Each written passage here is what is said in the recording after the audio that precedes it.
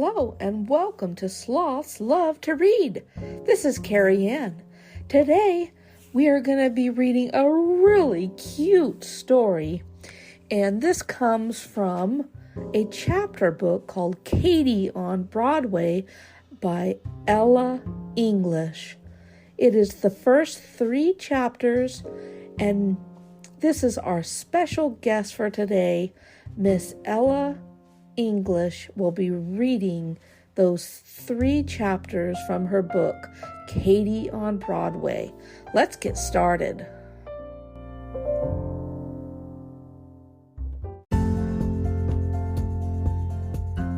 Hi, I'm Ella English and I'm the author of Katy on Broadway, a book about a singing cat for ages 4 to 7. Chapter 1. Gerry always told me not to sing, but I would never stop, not ever, because I was going to be a star. I was standing in my yard, up on Gerry's favourite branch. I imagined I was on a stage, a tuxedo cat in a pink spangly dress. The spotlight followed me across the stage. The audience gasped as I started to sing. A beautiful song came out of my open mouth. I was thrilled to see the people in the front row were breaking out into smiles. They were leaning forward, trying to hear more of my voice when, thwack! I was back in my backyard, up on Gerry's branch. "Where did that acorn come from?" I yelped, rubbing my head. Gerry the squirrel poked his head out of the hollowed-out trunk. "Stop that screeching!" he cried, shooting acorns at me. "It's singing," I said. I dug my claws into the branch. I didn't want to fall. "You know what, Katy?" Gerry yelled. "You're a cat. Cats can't sing." A couple of birds on the branches started to tweet.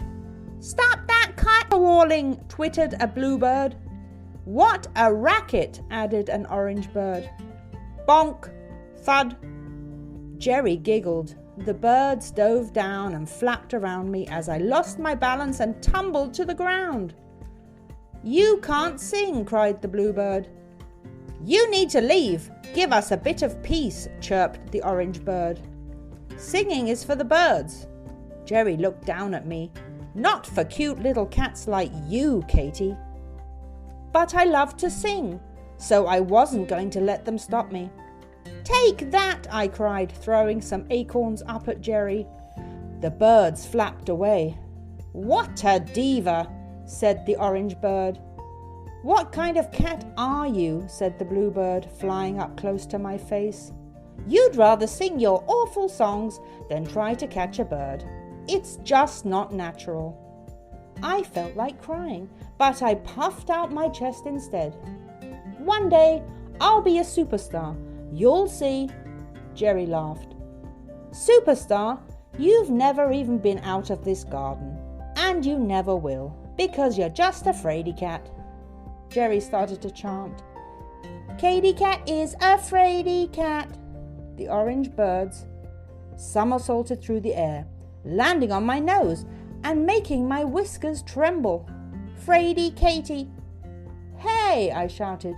"I ain't no fraidy cat." As soon as I had batted the orange bird away from my face, the blue bird started shrieking in my ear. "You're a yellow-bellied coward cat. That's what you are!" As I got up and brushed some bits of twig out of my fur, I heard my owner, Lilian, calling me. I went back inside. "Oh dear!" Lilian picked me up. She stared at me. "What happened? Have you been in a fight? Was it with that squirrel? He is such a bully. You don't want to mess with him. One day he's going to bite you." "But I like to practice my singing outside," I said. "Stay inside, Katy cat," she said. She kissed my head. "It's a dangerous world out there. Out in the city there are monster cats and monster squirrels that will eat you for breakfast. So better stay inside, Katy cat. Take a break from singing. It's giving me a headache." I curled up in my basket and put my head on my fuzzy pink pillow. I tried to sleep, but I couldn't. I wanted to do what Lilian asked, and stay inside. But all I could think about was being a star. I really wanted to sing on stage. I wanted to do what Lilian told me and stay away from Gerry and the birds and their nasty comments. But it was hard. Sometimes I would get this urge to perform. It made my fur feel prickly and I would scratch to make the itch go away. But sometimes the itch wouldn't quit until I'd scrambled up the tree and burst into song. So you see, there wasn't a thing I could do about it. All through the summer I sang, even when Gerry hollered at me to stop. One day my fur was standing up on end and itching so much I couldn't stand it. So I climbed up on Gerry's branch and sang wonderfully. But Gerry started throwing acorns again.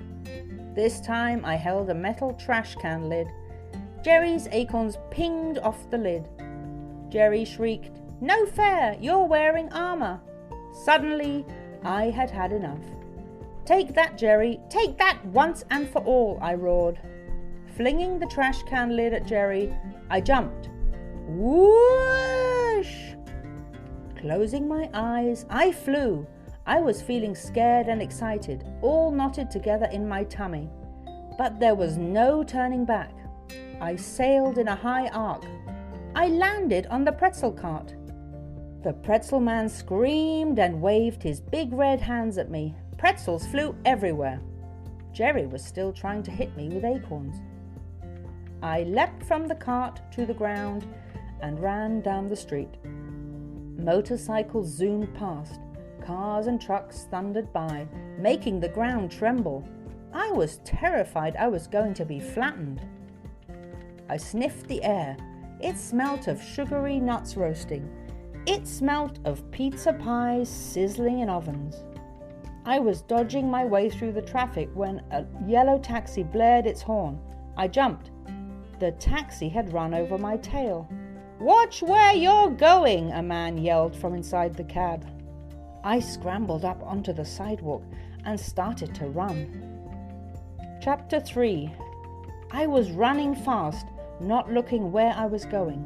I ran into a patch of fishy-smelling fur. "Hey, fella, where are you going in such a hurry? You lost?"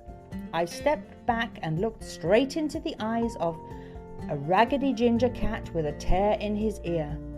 "I'm certainly not lost," I squeaked. I tried not to cry. I was scared that I was lost in the big city. "I'm Weasel," he said. "Hi, I'm Katy Cat. Pleased to meet you." He was nibbling at a fish skeleton. "Want some?" he said. "No thanks," I said. "I only eat the best cat food." Weasel laughed. I held up my injured tail. A taxi driver just ran over my tail. My bottom lip started to wobble. "And okay, yes, I'm lost." "Sorry to hear that." Weasel nudged me with his nose. I shrugged. "Still, I guess I'm lucky I haven't been attacked by the monster squirrels and cats that roam this city." "Who told you that?" Weasel shook his head. "Never mind. You sure you should be out here on your own?" "I don't know. It's grimy out here and so loud. I need to get home," I babbled. "Do you know where Skillet Street is? I live in the house with the black railings." "I don't know where that is, but look, maybe we should stick together. Things can get pretty rough out here. I can look out for you." "Sure," I said, smiling at my new pal. "I'd like that." A dog appeared. He grabbed the fish skeleton. "Not so fast, buddy," Weasel yelled. He started to give chase. I followed behind. We ran and ran. We ran down a big street with lots of bright flashing lights. But at some point we lost the dog. We were side by side in a back alley that was all covered in garbage. I was trying to get my breath back. "I wanted to ask," Weasel turned to me, "why did you run away from home anyway?" "Well, there's this squirrel, see, called Gerry. He makes my life miserable. You see, I'm a singer." "A singer?" Weasel chuckled. "Yes, and Gerry says I can't sing." I gave him a few bars from one of my favorite musicals. "Well, that's crazy," said Weasel. "You can sing. Gerry doesn't know what he's talking about." "You really think so?" I felt all warm and gooey inside. Here was a friend who believed I could sing. Yes, I do, but I'm kind of starving right now. Do you want to try to rustle up some food? Sure, why not? My stomach was starting to growl. I scampered after Weasel, weaving in and out of people's feet as the crowds got thicker. Now it was just one human pressed up against another, in a hurry to get somewhere.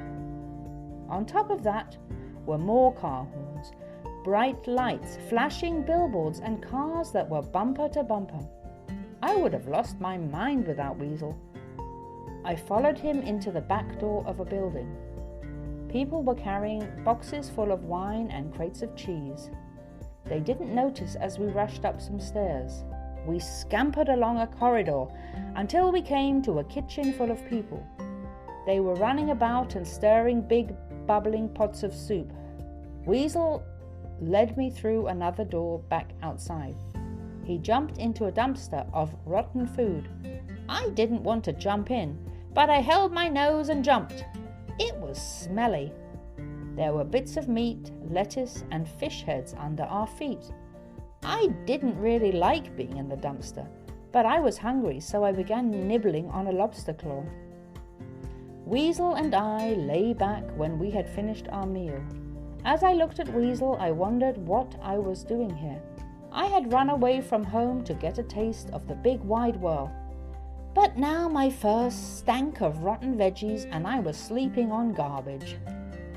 How do you like being in the big city? Weasel asked. I feel scared and alone, I whispered. Don't be silly. You've got me, he said, closing his eyes. I hummed a few bars of a song to myself and went to sleep. I shivered a little in the night air. I missed Lilian. I missed my basket and my favorite pink fuzzy pillow. I missed my gourmet cat food and my cat water fountain. I even missed Gerry and his grinning little face.